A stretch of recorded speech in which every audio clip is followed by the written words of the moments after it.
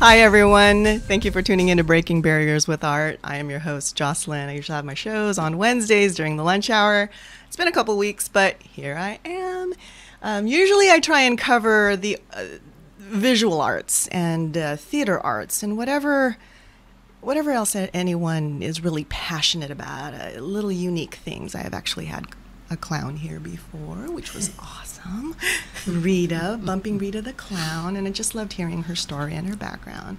We also had the Black Urban Farmers Association, so they were here and talking about what they've got going on. But today, we are going to talk a little about the category of, it falls under healing arts. So my guest today is Veronica DeAngelo, Bridget Bertera, and Mike Bertera. And Veronica is a spiritual counselor, and Bridget is a medium, and Mike, a paranormal investigator. Yes. That's awesome. I've got like 3 here. I didn't even know I was going to get 3. I was asking for Veronica to come by, and now I've got 3. I'm so excited. So they came down here because there's an upcoming fair on September 30th, in which Bridget you'll be in that fair, yes. right? Yes. She'll be there. And also there's another one on October 22nd in Sacramento at the Crown Plaza Hotel over there. That's another fair that Veronica is going to be in. So we're in for a treat today. We're going to learn a little bit about what they do and the whole evolution of where they're at now. I know that there's some people asking just at the administrative end. I'm going to talk about like logging on to KXVS to see the different member tiers, because we're still trying to raise funds for our FM tower. Once we get it up, we will be on 92.1 FM. But in the interim, go to kxvs.org and you'll see the different membership tiers. And you can also just come by the station at 231 Bedford Road in Stockton. And just talk to us over here and see if there's different ways that you can help out. You can volunteer, provide different resources, and just overall support in general. The donations are always great. So, but like I said, back to Veronica, Bridget, and Mike. So Veronica, I met Veronica years ago, a mutual friend at a wedding, and we stayed in touch through social media and everything, and she's traveled from San Francisco Bay Area, Sacramento, and stayed in Portland for a while, and then now she's back, and I'm really happy that she's back here in the wonderful state of California. However way she came about that again, but and then Bridget is through another mutual friend, the same friend, and thank you guys for coming here. I'm really happy to have you guys here at the station. Now, Veronica, you are a spiritual counselor. Can you tell us a little bit about that? What does that all entail, and what do you do?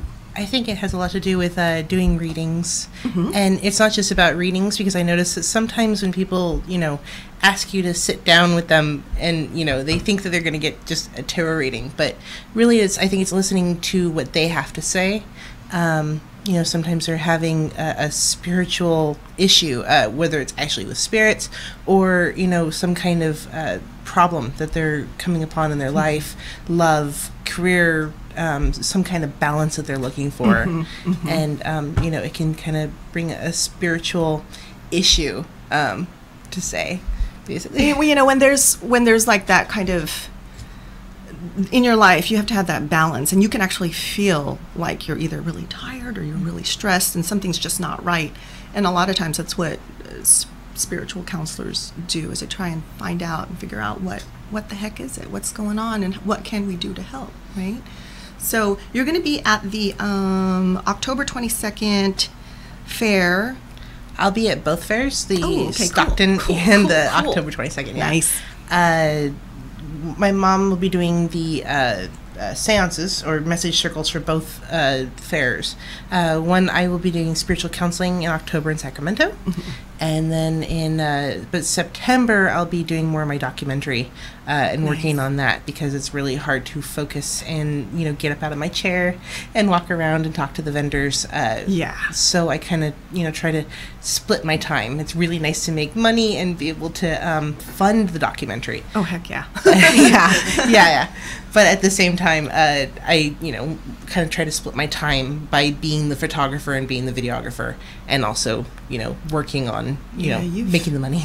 You've been doing, that's how I met her, actually. She was at a wedding, at the mutual friend's wedding, and she was the photographer at the wedding. This was, gosh, how long has it been? Like 10 years ago. Yeah. It's been a while. I think I was like 20, 21 when, yeah. You were still 20 or 21. Well, okay, so Bridget, tell us a little bit about you as a medium, a little bit about your background, and some people don't really fully understand what that's all about. Well, a medium, I've been a medium my whole life, and it's hard because it's not something you can tell people that easily. Yeah. You don't come out and say, well, I know this because of. You got to be careful what you say. But when you get into this area and you go to fairs, you can start telling people what you see, and they enjoy it. They actually, that's what they're there for. They know that that's where they can get that kind of information. Right. Yeah. And it's healing. It's got a healing effect for people, was what I found with mediumship. The mediumship, it differs in the fact that with a spiritual counselor, they may or may not get a message directly from someone. They could, all of it comes from the same energy, the same people, the same vibrations that are in a person's space. It's really how the person perceives it. And what I found with mediums, usually they run a little more energy, so the message is a little clearer. We're like radio antennas, and we pick up different vibrations all through our lives. When we read someone, we walk into a room, and you're picking up empathically, that person's not too happy. Wow, that one's giving off good vibes. Right. Everybody does it. It's just a matter of how do you perceive it. And how in tune, I think, certain people are. Some people are a lot more in tune to that thing.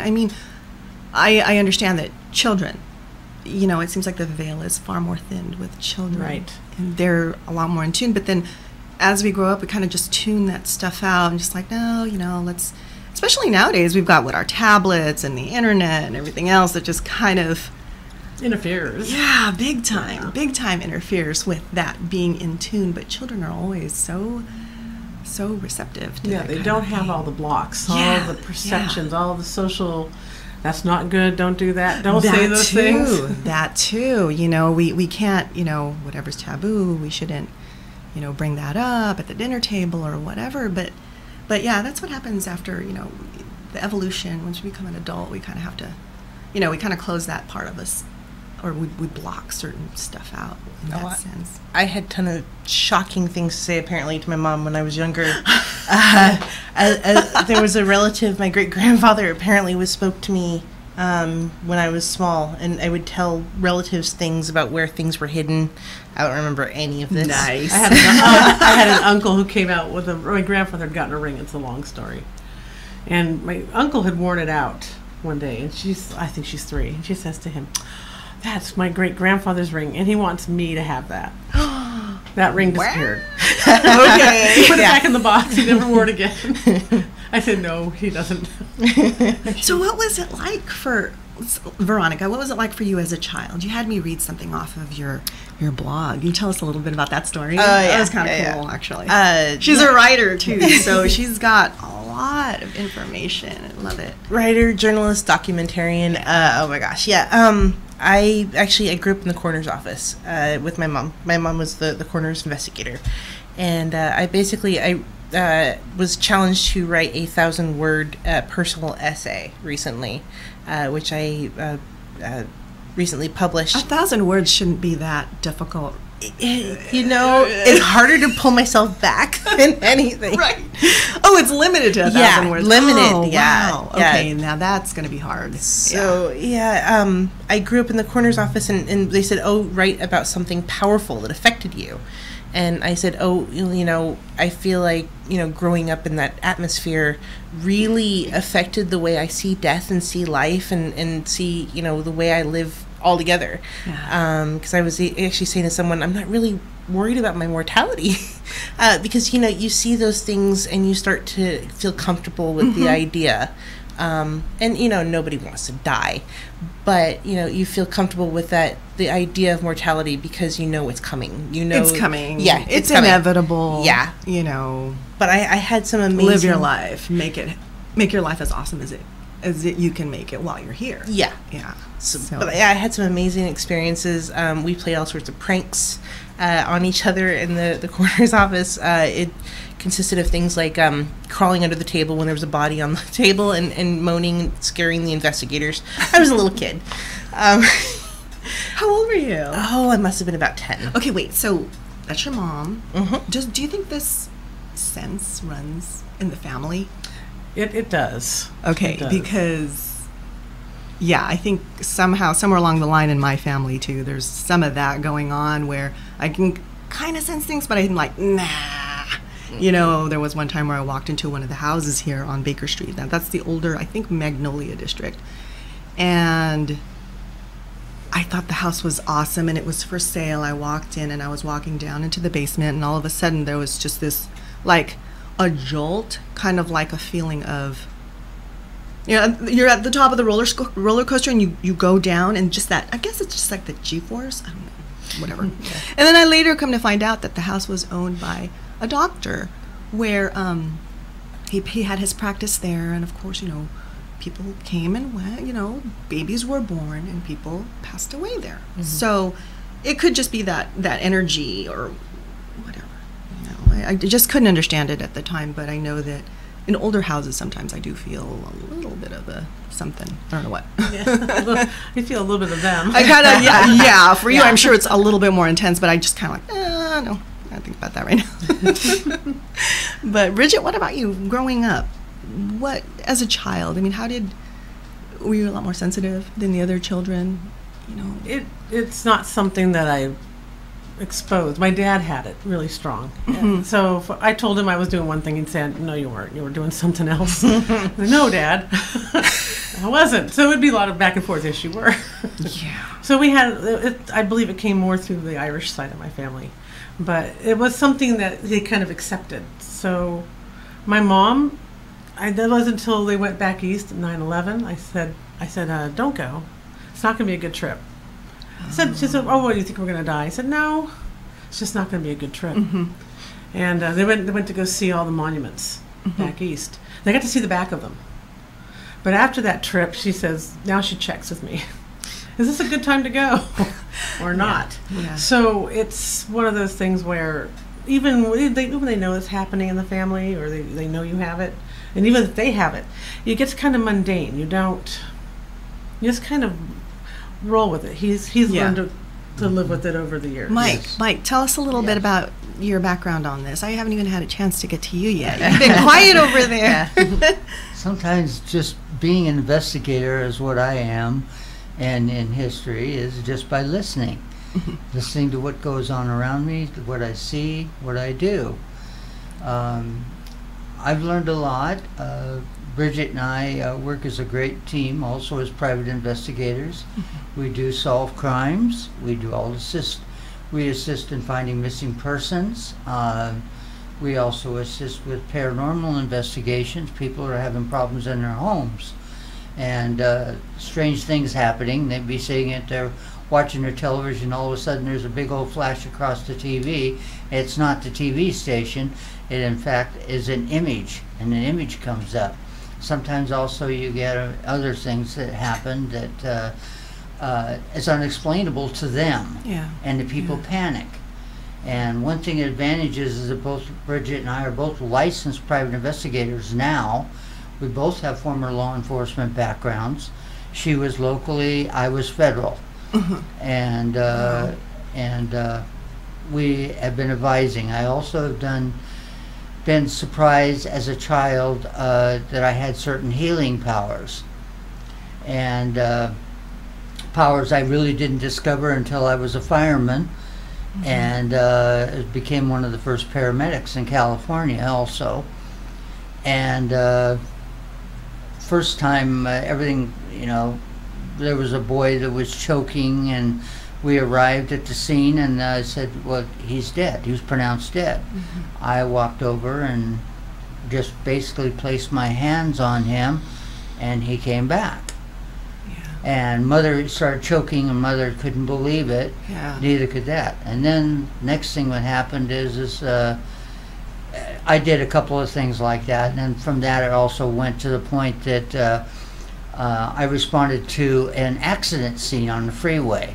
This woman had been pinned behind the wheel. She'd been pronounced dead, and I said, I just had a feeling. I says, I don't think she is. And I walked over, and as I was placing my hands on her, there was a Tribune reporter taking pictures, and she came alive. And so then I first became a joke as being where just if somebody's dying, just call Bertera, call Mike. Mike would help out. Mike would help out, and it went from there. I was embarrassed of my abilities, but now I've learned that it really is helpful. It really has brought people back that weren't supposed to go at that time, and that. But we try to help in any way we can. Bridget and I are a team. We work at Veronica also does a lot of the filming and recording, and those types of aspects of it too. But I think it's been a learning curve for him. But it has, because he did regular investigations first. That's for sure. Yeah. That's for sure. They were kind of the Mulder and Scully of the. Oh, nice. Before Mulder and Scully. But I was Mulder and he was Scully. We were. So before we go on break, I'm going to ask you a quick question, and you kind of touched on it already a little bit. Through your course of, I don't know, awakening or awareness, I don't really know the correct term, were you at sometimes like at the point where, no, I don't want to do this. I feel, I wish that I didn't know this, or I wish that I didn't have this ability. There was the times that I did. I felt that, oh my goodness, I'm in the wrong place. What am I doing? Yeah. What hit me? Why do I have this ability? I mean, I got a feeling that this person was dying or was dead. I was told they were dead officially by other paramedics and doctors, and I walk up and I place my hands on them, and they start breathing again. Yeah. What did I do wrong? Yeah. That's what I kept saying to myself. What did I do wrong? What about you, Bridget? Did you ever feel as though, gosh, I don't want this? All the time. All the time. I don't want to know this. Sometimes I wonder why I end up in this. Why? Because it's a lot of emotional exchange, and you begin to lose where you're at, what you're doing with other people's stuff. Yeah. And I get a lot of phone calls. So what happens, I don't have a lot of time, and I'm trying to make time. So it becomes a push-pull. And really I'm transitioning into doing this full-time because I do have so many phone calls from it. So I'm kind of... What about Veronica? I was always hailed as a weirdo at school. Well, then it came by naturally. Yeah. Well, it's kind of nice to get your support. I took care of a lot of that, didn't I? Yeah, and I mean, it's a good way to find out that you have, this artistic ability because, you don't have a lot of friends, so you funnel all of your abilities into something else, which was, for me, film. Being a lot of behind the camera, it's a lonely job sometimes because, everybody else is being focused on... They're being social and you're just the sole person that's just like making... I know. A lot with Veronica, too. She feels like she's in my shadow sometimes. And it's hard because I do mediumship that's very popular right now. But Veronica has quite a talent to really get at where people are feeling. I talk to her all the time. What do you think? I'm not paying you, but what do you think? And she'll tell me. She'll let me know. Then sometimes I don't want to hear it, but she does have a talent, and she feels sometimes like I overshadow it, and I'm like, that's where you start to wonder where you fit in sometimes with this. Yeah, awesome. Yeah. Well, we're going to take a quick break, and then when we come back, I'm going to go over my personal calendar stuff, and so get ready to write some stuff down about upcoming events. I've got like a page and a half of things to share with you on what I think is cool to go to, especially nearby. So we'll be right back. Thank you guys. You're doing great. It is.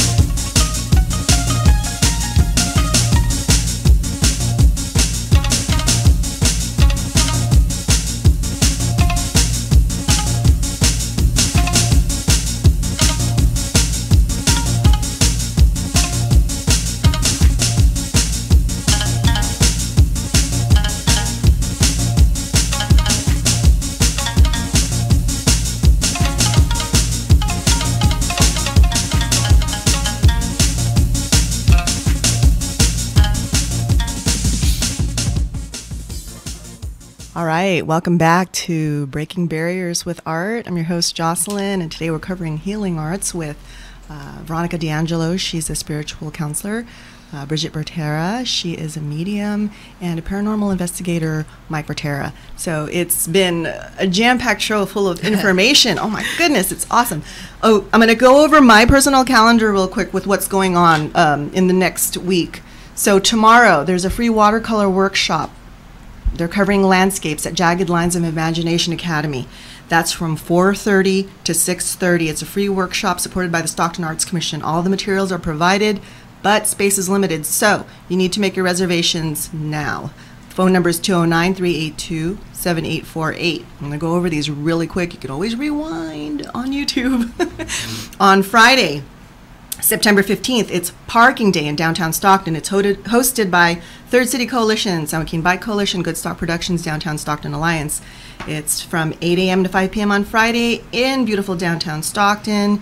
What they do is they take the street parking and they change it and reimagine it, and they turn it into something else. For example, parklets, bicycle parking, art installations, interactive spaces. The possibilities are endless. So go downtown on Friday, most of the day, ride your bike if you can, and explore the various different parking slots. It's going to be very creative and very artistic. September 15th, also Friday, a lot going on Friday.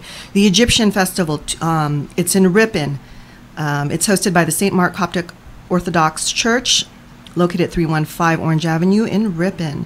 Admission is free. There's live music, raffles, and games for kids. Again, on Friday, September 15th, Donna Barlow is having her release party at the Stockton Auditorium, located at 525 North Center Drive here in Stockton. That's from 6 to 8 p.m. Donna Barlow CD release party. She's one of our local musicians. She's awesome. Again, Friday the 15th, Weston Ranch Business Mixer, 1823 Erickson Circle. There's 5,500 homes in the Weston Ranch area. I think people can definitely market to that area, and it's a very untapped area if you compare it to the rest of the city of Stockton. It's kind of in the fringe between French Camp, Lathrop area. So 5,500 homes. Check out that mixer. There's all kinds of stuff going on there. Saturday, there's an artist reception for Salvador Castilla at Mile Wine. That's from 5 p.m. to 7 p.m., located at 2113 Pacific Avenue. Salvador will be there to inaugurate his show, the Bellapock series, a series of portraits in striking black and white of luminaries from the fabled Bellapock 1881 through 1914 era. The show is happening all month. It's on display at Mile Wine. Family Day at the Park is also on Saturday from 9:30 a.m. to 2:30. That's a usual thing that happens every year. It's at Grant and Magnolia Streets. It's hosted by The Record. September 16th, also Saturday, Stock Market, one of our favorite local venues for things going on. There's 80 plus local vendors. It is from 10 a.m. to 4 p.m. at Caldwell Park over there on Pacific. And then last but not least, Sunday, Natural Pest Management at Boggs Track Community Farm. Come learn how to identify common pests and diseases in plants and manage them without the application of synthetic chemicals.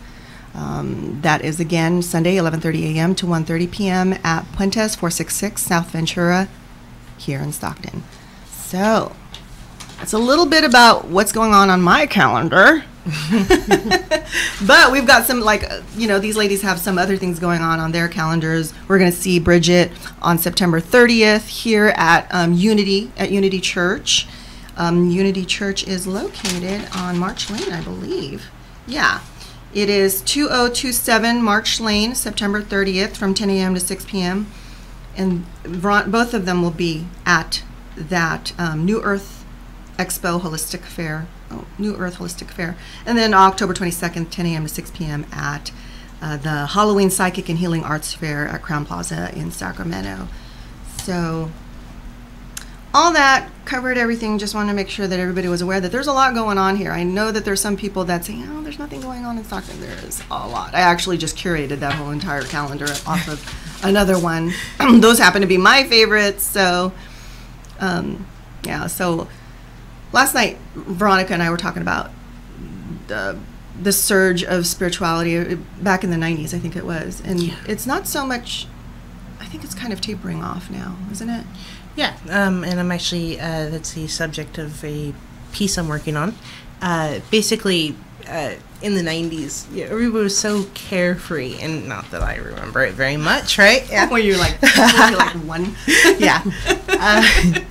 And I was just, we've been talking, I talk to people constantly, like what happened. There was all these amazing stores back in the 90s where you could just get these amazing crystals and the natural medicines and stuff like that, and find people that can teach you how to meditate. And that stuff is slowly just aging off, especially at the fair. I'm noticing I'm pretty much the youngest one there. Yeah, the healing arts, that even includes something as simple as yoga and meditation, Reiki. Lump that in with the tarot reading and the numerology, But there's also other things that we can do with healing arts. Bridget and Mike are very much involved with investigating, and there's some positives to there's the very positives to it, a lot of positives to it actually. They help out law enforcement. And can you give us a little bit of background with law enforcement and the whole investigation, maybe how you help out in investigations and stuff?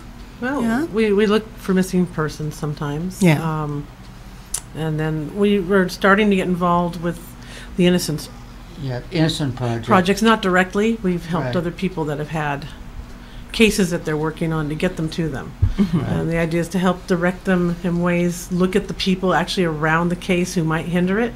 That's been something we've actually found a niche in. It's kind of interesting. You would think it would just be about who did it. It's not. It's about how will they respond if we present the evidence to them this way? Yeah. How would they?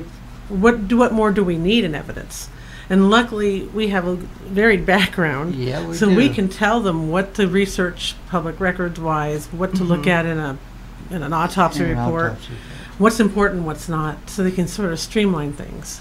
On average, some of these cases, too, are anywhere between 10 and 20 years old, where the evidence is gone. People are dying, And back in the early 90s, late 80s, DNA was just a fledgling That's true. Yeah. test. It wasn't the accuracy they have now with it. So it's a lot. So some of the evidence can still be tested, some of it can't.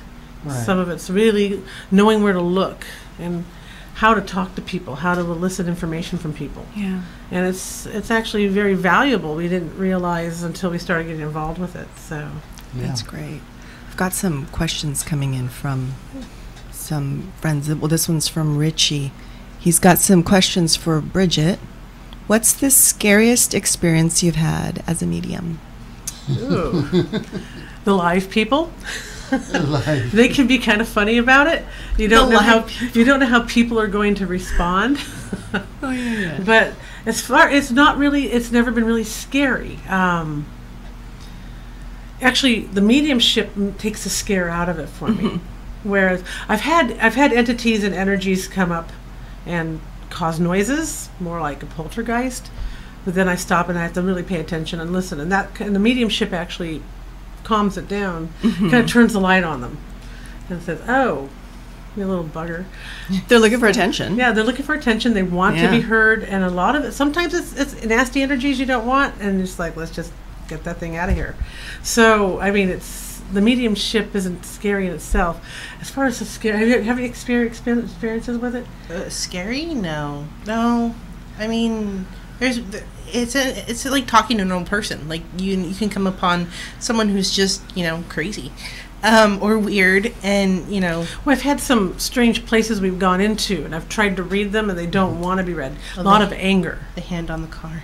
We've been right out of cemeteries. Cemeteries probably have the most energy that's compiles that. Interesting. It can be difficult. Of course. Like you were saying.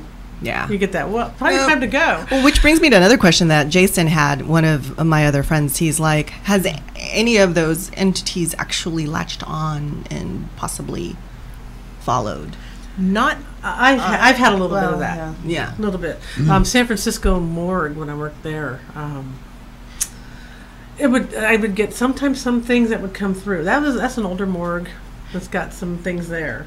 We did have an experience where someone that we talked to, she had an autistic son, and we tried to help because there was a spirit that was attached to him he spoke to, and we didn't think it was a nice spirit. Something I learned in the 90s. Yeah. Was I used a blue-green obsidian to remove this entity. Yeah. I got a lecture. I got a big lecture. It came to the window. It was bizarre outside the house. It didn't come through my mind. It didn't materialize in the house. It's outside the window and told me off about people have their path, and you have to be careful about what you do. I said I got Mom's permission. Mom asked me, and I felt Mom was talking for him at the time. So, but I took that to heart, and now I tell people 3 different paths, things they can do on their own, and they can take care of themselves. Because if you do things for people, sometimes the lesson's lost. And it's really about our experiences. That's all we take with us. Yeah. The love, the anger, whatever you decide to take with you is what you take with you. And that's what's left. We get into quantum mechanics because we like that subject. All these events are simultaneous. They say if they were far enough out in space with a telescope that could look at Earth, you would see everything from the dinosaurs to now. You would see everything, because time is really a perception.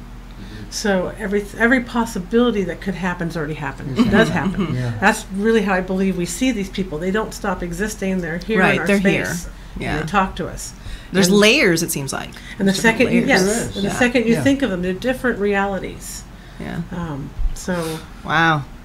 Okay, here's his next question. Richie says, many years ago there was a show called Medium. Are your experiences almost like the show? I've never seen the show. Oh, that was... I've never, ever. Patricia Rosanna Arquette? or Patricia Arquette, I think it was. Yeah. Patricia Arquette. Yeah, well, I'm not as emotional as a processor as she is. She's very emotional. She feels through, what I would say, through here down, about the gut level. And she obviously had a great visualizing capacity, but I think we all have some level of processing the information like that. It could be a little scary like that sometimes, but for her it was sort of like the other one. What's the other show? Ghost Whisperer. Ghost Whisperer. They were similar. They were similar in their processing through the different areas of their understanding. Right. So for me, it wasn't as emotional. Yeah. I'm still trying to catch up. This is something completely different. I was just popped into my head just now, but I'm trying to catch up on Twin Peaks first season. And I don't know why I'm just laughing through the whole season. Why? What's wrong? I haven't picked it up. I think it's because... Have you seen it? I have not seen it. I don't know. I think it's just kind of good. I started watching it because they started the series up again, I guess, just recently, and so I'm like, I'm gonna try and catch up on, Twin Peaks. That's probably what it is. Inside the guy's brain, and it's one of his thoughts. See, and I haven't. He's not there. Right. So it goes in line with your time and perception. Like everything kind of works. Right. See, there you go. See, and I haven't grasped that yet, and I'm just seeing what's in front of me. And I'm going, what is going on in this show? David Lynch, what do you expect, right? So it's like an old show, isn't it? It is very. I don't know when it was, but I did. They just they're showing the new series again. I'm like and then we were talking about spirituality dying off. I don't think it's died off. I think it's shifting. Oh yeah. And I think the reason you think it's funny is because they've taken it to a different level. It doesn't have that spooky kind of. Right. It has. I believe what's happened is people have so much trauma and different things and so much calendar stuff that they don't have time to experience life on a spiritual level like they used to. That's true. So I think what's happening is that you're having a shift. Whereas what I call the goddess period, where people were getting into healing and the earth energies, now we're shifting into the spiritual, trying to find your spiritual part of you, your identity. And that's where a lot of people are right now. Very much, yeah. Question for Veronica. What is your first story you've ever written, and what inspired you to write it? Goodness. It was inspired by a fairy tale my mother used to tell me.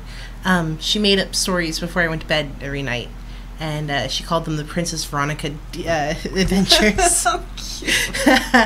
And I didn't call her Princess Veronica, but my main character is very much based off the stories that she told me, about fairies and going through sort of the Irish myths that I was told as a child. Because, like Mom said, we were raised Irish, and we were taught, to respect the she, and to respect, all the magical little people that you have to respect them. You have to. Just because you're not paying attention to them doesn't mean they don't exist. Yeah. And doesn't mean they won't affect you on some level. They So. will affect you. For sure.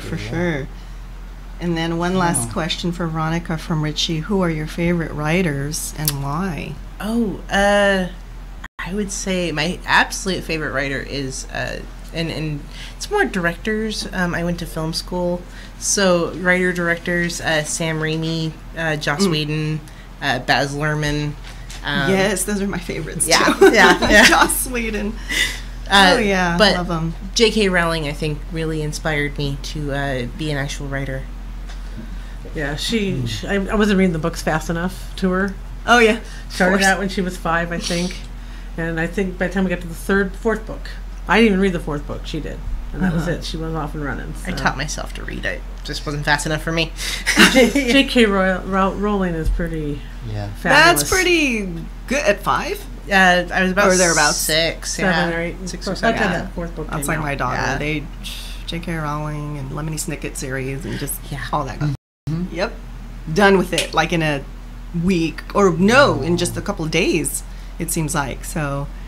Yeah. And of course, Game of Thrones writer. I love him. Really? I thought we were going to bring up Game of Thrones. Because once we bring up Game of Thrones, then we have to talk about Jon Snow. And Make it quick. No, I love it when you talk about Game of Thrones. Gosh, that's now we have to wait. It seems like forever. I think a year or two. Yeah, it seems too long. Wow. So Veronica, I've got your website here is legendmythlore.com. Yes. So if you want to take a look at some of Veronica's work and just check her out online, legendmythlore.com. I think it has a WordPress on it, so legendmythlore.wordpress.com. Oh, .wordpress.com. Yeah, no, it's a .com. Oh, is it .com? Yeah, so Okay. it's .com. Awesome. It's just, it has my Consulting with Spirit on there right now. Oh, yeah, and still then updating Bridget's that. is consultingwithspirit.com. So lots of information on those two websites together. Now, Mike, do you have a place where people can take a look at your stuff, your background? Well, Bertera Investigations. Okay. BerteraInvestigations.com, Cool. either Ymail or Gmail. Okay. What's your contact info in case anybody wants to get a hold of you? If you need to get in touch with us, you can contact us at area code 510-559-0988. Also 415-720-2077. 720-2077. Yeah. You guys work all over Northern California, so Yes. maybe travel even more than that. Yeah, if you want to write us, we're P.O. Box 980-772, West Sacramento, California, And we're all 95798. and we're all on social media as well, so Right. Yeah. really easy to get a hold of us. Cool. I'm on social media too, so feel free to add me. My name is Jocelyn Conde. Look me up. You'll see all kinds of kicks via stuff on my timeline and on my pictures. And I want to thank my my engineer, David. He's show on Tuesday evenings at Warlow's. You guys should go check it out. Oh, really? Yeah. Live talk show like Jimmy Fallon. Yeah, I'm gonna start. Oh, cool, really? I'm gonna go check it out on Tuesdays. A lot of people ask me, Jocelyn, you should cover more of the local stuff, and I'm like, I do. I try to. I mean, as a matter of fact, I have a lot of local things going on, or it's at least connected to some sort of local event or something. But I've got two other colleagues here in Spotlight on the Arts, which is David Molina and Joynice, and they cover a lot of the local stuff. What I've been accustomed to is I live in Weston Ranch. It's kind of like a commuter community. Traveling back and forth from the Bay Area, I end up finding things that are kind of at the fringe too. And as a matter of fact, this past weekend, something rolled through my news feed and it said bad axe throwing. And I said, what is bad axe throwing? And so I had to click on that link, and it was happening out in Daly City, and I was going to be in San Francisco that day anyway. And so I checked it out. It was in a big giant warehouse, big giant targets, and lo and behold, we're throwing axes onto the targets, like burly, guys. But I had to use the two-hand technique because it was too much for me. And I think marksmanship kind of, once you have it, the hand-eye coordination thing, you've got it. Because I was really good with archery. And muscle memory. Yeah, muscle memory. Love And for archery. some reason, I got it right on the bullseye when I tossed that axe. I'm going, really? An axe? Who'd have thunk? But it was a lot of fun. Now So- you know to keep one. Yeah. I think I even told you bad axe throwing is not something I would That's click true. on. Yes. And it's really neat. It was something that actually I had seen before, and I just didn't get a chance to get back to it. And it rolled back into my newsfeed, and I attended it. It was a lot of fun. So the reason why I'm letting people know about this is I do try and find things that are kind of cool and different to go to. Always on the go, commuting, and I am here locally too. I mean, I have my office in downtown Stockton, up in Court Tower. So, trying to engage with people here is awesome. I love it. So, if you guys want to be on my show, just let me know. Contact me or David or Joy. You know, one of us in the Spotlight series here. Those are my homies over here. No, it's Spotlight series. But anyway, you guys want to add anything else before we sign off? We'll just basically love to let you all know again, it's the new Earth Expo, and we're giving a free seance message circle at both of them, and one in Sacramento, one in Stockton here. Yeah. Some can experience it. See Yeah, what it's about. actually, you know, I will be at the one on September 30th here in Stockton. And again, it's going to be at Unity of Stockton. It's the Holistic Fair there at 2027 West March Lane. And it's from 10 a.m. to 6 p.m. I think, David, are you going to be able to go to that one Yeah, too? you want to go there. And I've visited Unity a lot. Come get a message. Yeah. Yeah. Come on, you might get a message. Yeah, that would be Right. great. If you hear this, mention it to us that you heard us here. We that would be love to great. know. Awesome. Okay, so we're going to sign off, and we're going to go head out to lunch because, yeah, it's that time. It's that time. All right, guys, we'll see you next week or the next time I come back into the station. Okay. Bye, everyone. Thanks for tuning in. Bye. Thank you. Bye.